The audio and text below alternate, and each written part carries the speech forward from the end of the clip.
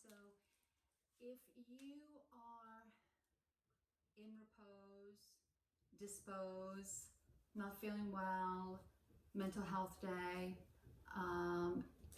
there's a lot that we can do with our dog. A lot of we can certainly work on some husbandry, and so we could also work on getting our dogs to problem solve, right?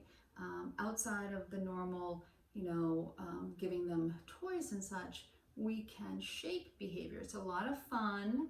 It requires no words. All we need to do is mark behaviors and then reward them. So we want to think about a goal that we have in mind, right? So for example, I'm going to put this on the ground. This is just a toilet roll.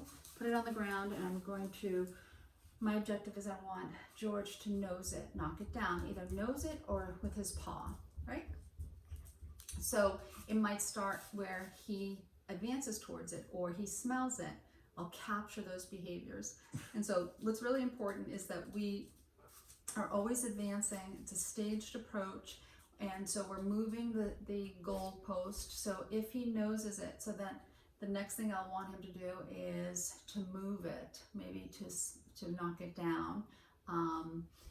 So again, we're always advancing toward the behavior that we want. So small successive approximations of the end behavior that we want, okay? So here's what it looks like. I'm not gonna name it. I'm not gonna give him any clues. I'm not gonna look at it. I'm not going to point to it, nothing. I'm just gonna put it on the ground. And I'm using the camera to, he did it right away because he knows this game, but it does start with smelling, right? So then I'm gonna reset it. And he finds it and knocks it down, right? So that's our game that we did. Another game you can do is you can find a box, or this one is a little high. The edges are really high, but what I'm going to do is I'm going to start with, maybe he'll smell it, maybe he'll stick his nose in. It may take a long time, it may take a short time for him to figure it out. So what I'd like him to do is basically sit in the box, all right? So here I'm going to place it on the ground, and we want to be quick to capture the behavior. So he puts his nose in the box. I mark that and reward it. And then I'm going to wait for him to present a better behavior or an advanced behavior. Again, the behavior being, now he's pawing at it. That's not what I want. I'm not going to mark that. I'm going to wait for him to figure it out. And so here's where I might lose him. But again, I'm not going to look at the box. I'm going to just wait for him to figure it out. And so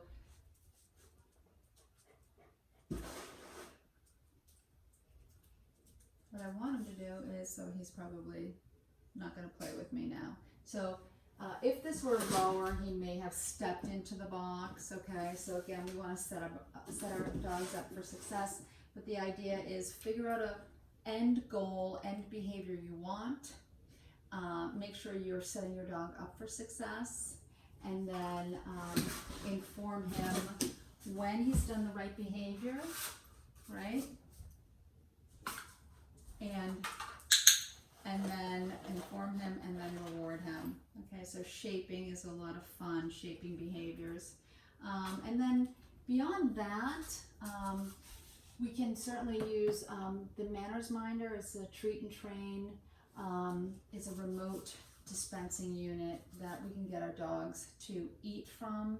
So you could work on targeting, and then have your dog go to another part of the room to retrieve the food from the unit. It's pretty cool. It's called the Manners Minder. It's about $140. Yes, good boy. Okay, so this is very, very simple. It can get really advanced, and you can do a lot of cool things with shaping behavior. So try that out.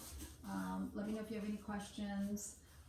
On my Instagram, I have the Dog in the Box game. You can watch that, and it's in the course as well. And have fun.